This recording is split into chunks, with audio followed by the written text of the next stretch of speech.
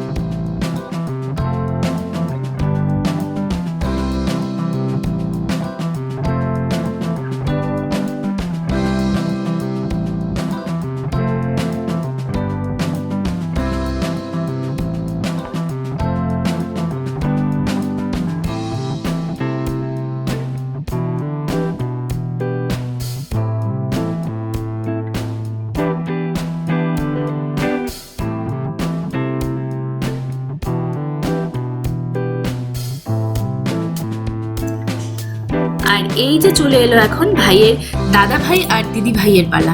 দাদা ভাই বেশ একদম রেডি ফেডি হয়ে আশীর্বাদ করতে চলে এসছে। এখানে ভাইকে আশীর্বাদ করছে।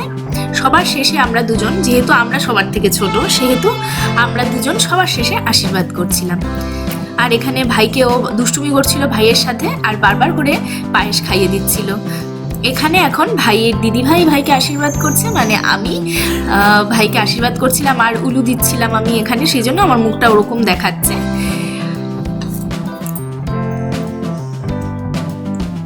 আর এই যে আমাদের গিফট দেওয়ার পালা।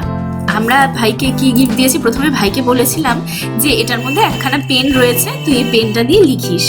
সো ভাই ওটাই বিশ্বাস করে নিয়েছিল, বাট খুলতে খুলতে তখন আমাকে বলছে, না দিদি ভাই, এটা তো মনে হচ্ছে না এটার মধ্যে পেন রয়েছে।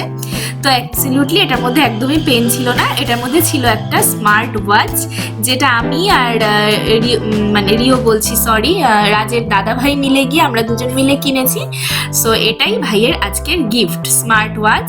তো ভাইয়ের এটা খুব পছন্দ হয়েছে, মুখ দেখেই আশা করি তোমরা বুঝতে পারছো সেটা। আর রিওর যার যেদিকে আকর্ষণ, রিও তো ওটার প্যাকেটটা নিয়েই পড়ে গেছে, ওটা নিয়ে ও ভাবছে যে এটা দিয়ে কি খেলা যায়।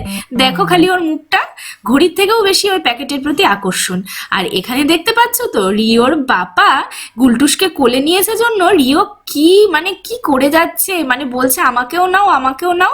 তারপরে পাপা এসে ওদের দুজনকে ওর বাবার কোলে দিয়ে দিল, আর দুজন মিলে ওর বাবাকে এমন করে ধরেছে যে ওর বাবার প্রায় পড়ে যাওয়ারই উপক্রম হচ্ছিল। এখানে আমি ওদের জন্য ওদের তিনজনের একটা ফটো ক্লিক করছিলাম, বারবার তাকাতে বলছিলাম, গুলটুস আর যাও তাকাচ্ছিল, কিন্তু রিও তো কিছুতেই তাকাচ্ছিল না। আর ওদের দুজনের মাথা দিয়ে রিওর পাপা একেবারেই ঢাকা পড়ে গেছিল, যেমন দেখতে পাচ্ছ তোমরা। এই দুজন মিলে ওই দিন যা শুরু করেছিল কি বলবো। আর আর এই দেখো খাবার কত রকমের আয়োজন, পনির, ডাল, ফুলকপি, ফ্রাইড রাইস, পাঁপড় ভাজা আর বেগুন ভাজা, এগুলো সব ছিল, চাটনি ছিল। ভাইও বসে গেছে খেতে, আমি আর ভাই একসাথে খেতে বসেছিলাম, যেহেতু রিওকে আমি আগে খাইয়েছিলাম, ততক্ষণে ওরা সবাই খেয়ে নিয়েছিল।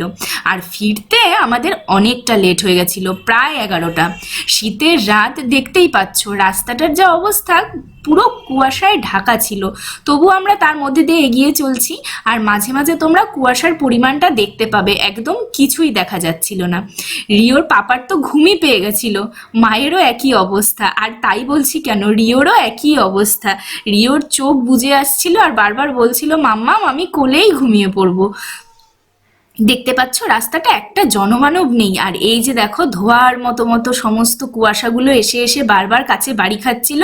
আর আমরা মানে রিওর বাবি আর কি গাড়িই চালাতে পারছিল না, এরকম অবস্থা হয়ে গেছিল। ক্যামেরায় কতটা আসছে সেটা আমি বুঝতে পারছি না, কিন্তু সামনাসামনি বেশ যথেষ্ট কুয়াশা ছিল।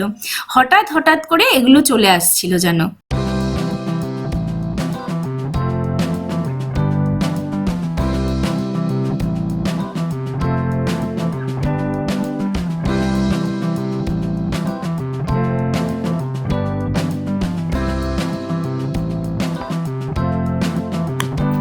আর এই আমরা ঢুকে পড়লাম আমাদের রাজার শহর কোচবিহারে।